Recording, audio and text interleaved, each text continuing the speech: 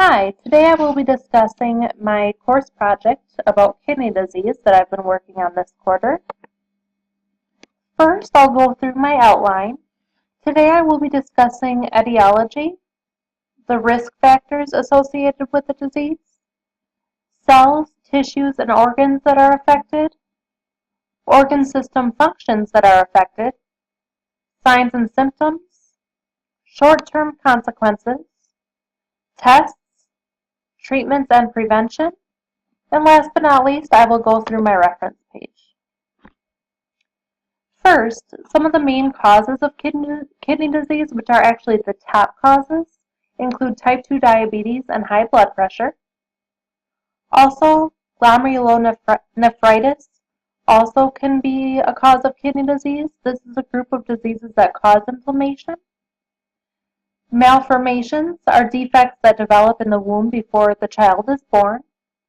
And then lupus can cause it, and this affects the immune system, which may cause kidney stones, tumors, or enlarged prostate glands in men.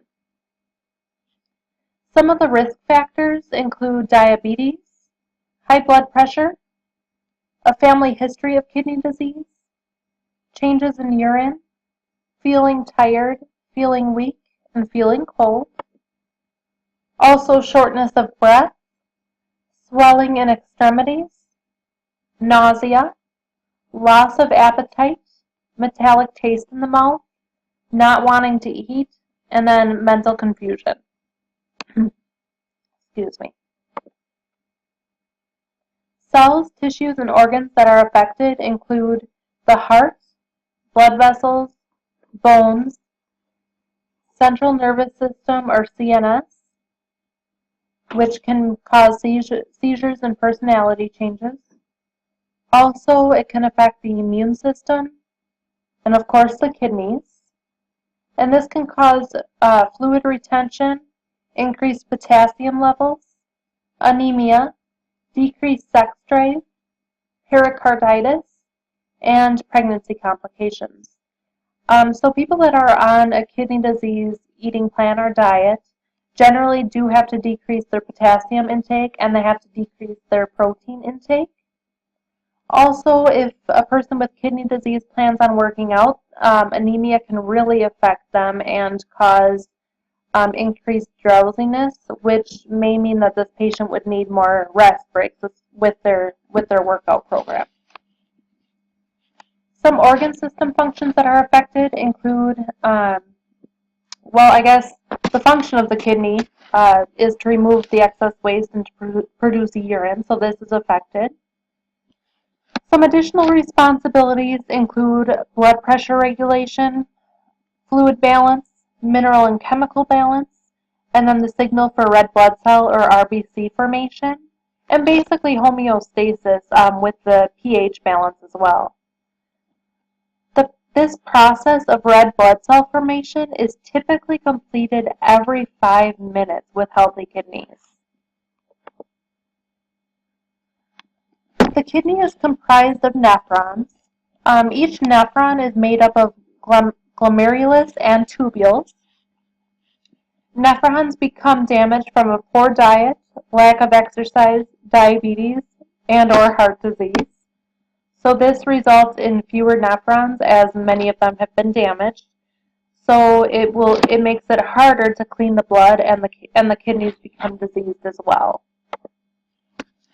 The signs and symptoms include nausea, vomiting, loss of appetite, fatigue, weakness, sleep problems, changes in urine output, decreased mental sharpness, muscle twitches and cramps, hiccups, swelling of feet and ankles or peripheral edema, persistent itching, chest pain, shortness of breath, and high blood pressure. And we have a few short-term consequences.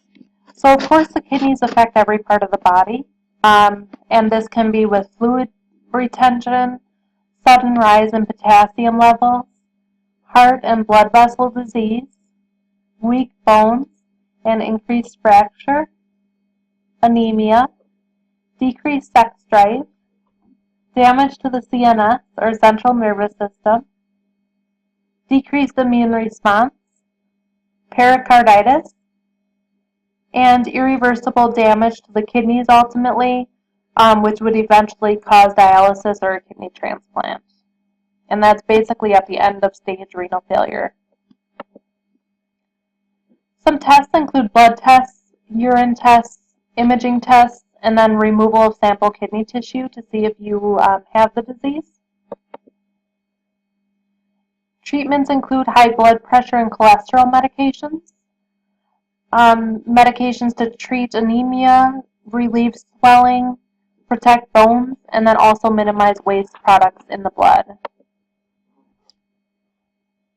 The main treatments include decreasing protein consumption, replacing some protein calories with carbohydrates.